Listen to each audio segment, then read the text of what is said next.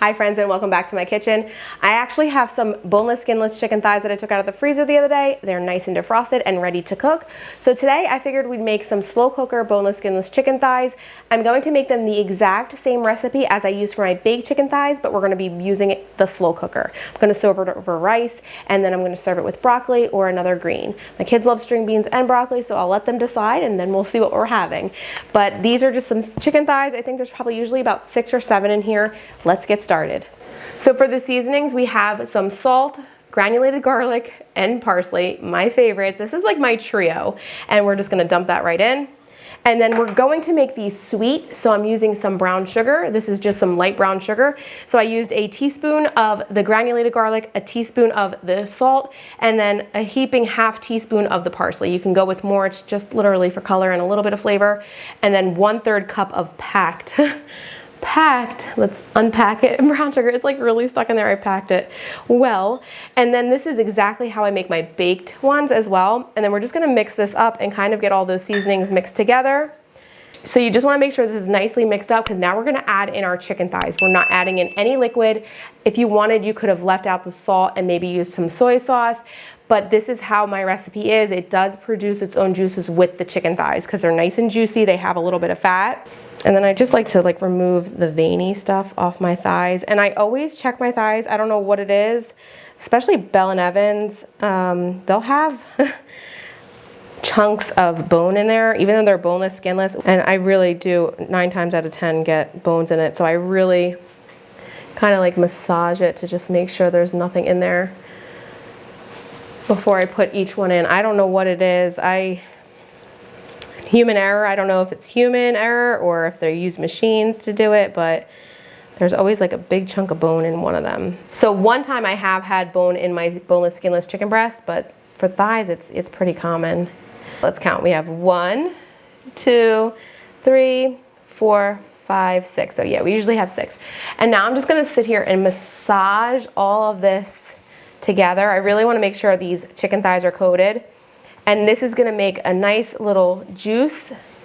It's not going to be super juicy, but it's going to have a little bit of liquid in here because we have the fat on our chicken, and then the seasonings, the brown sugar just kind of caramelizes and makes its own little sauce itself. It's gonna be delicious, guys. You guys are gonna love it. And like I said, I'd serve it over rice, but you could serve it over noodles, I'm sure it would be delicious. Now I just wanna make sure these chicken thighs are nice and flattened on here. This is a perfect amount for this slow cooker. I'm using my new sous vide one. I like it a lot, actually. It's really convenient. I have not used the temperature probe yet, but I will use that with you guys soon. I think I'm gonna get maybe a roast and do it with that. So that looks good. I'm going to throw out my chicken container.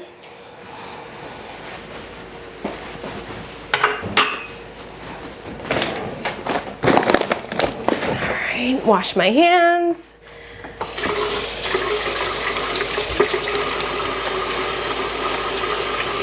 Even though I wear a glove, I still wash my hands. I know. Do you guys do that too? I just feel like it goes through the glove. I really massage a lot of that chicken. It's not to prevent me from washing my hand, it's just preventing me from getting my hand completely immersed in chicken goo. So this is perfectly seasoned. I'm going to just put the lid on, and then we're gonna turn it on. That's it. It's so simple. So we're gonna press start, slow cook, low, and then we're gonna go for 4 hours. You can go for 4 to 5 hours. Chicken thighs can cook for a longer time compared to breasts because they don't dry out. They're very juicy. They hold their moisture because they're dark meat. So we will see this in 4 hours.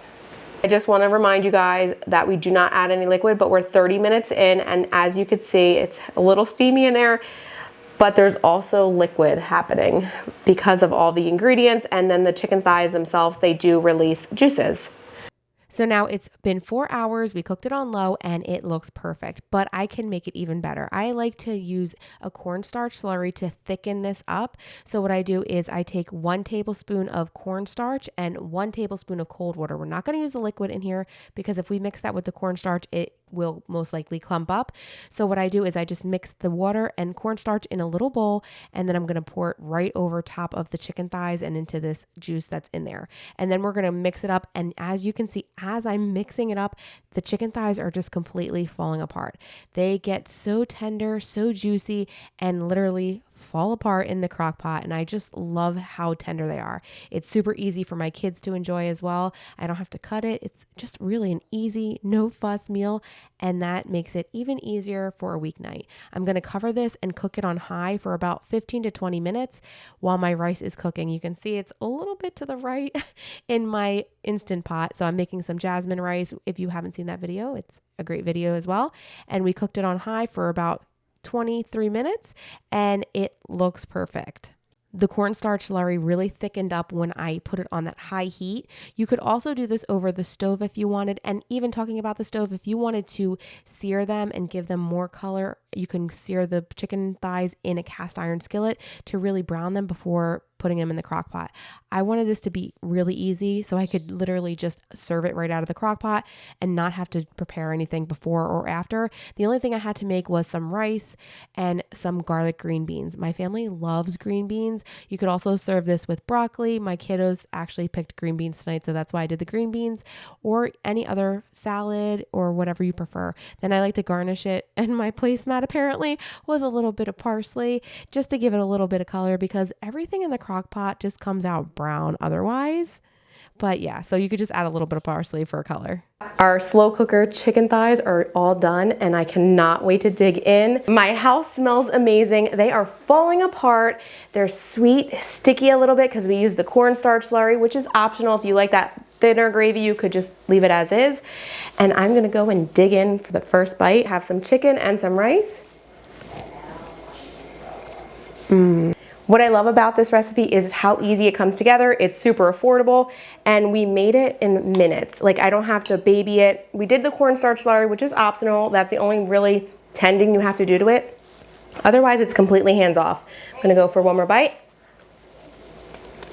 It's so, so good. I'm going to enjoy the rest with my family. I hope you guys enjoy this recipe and we'll see you soon. Bye, friends.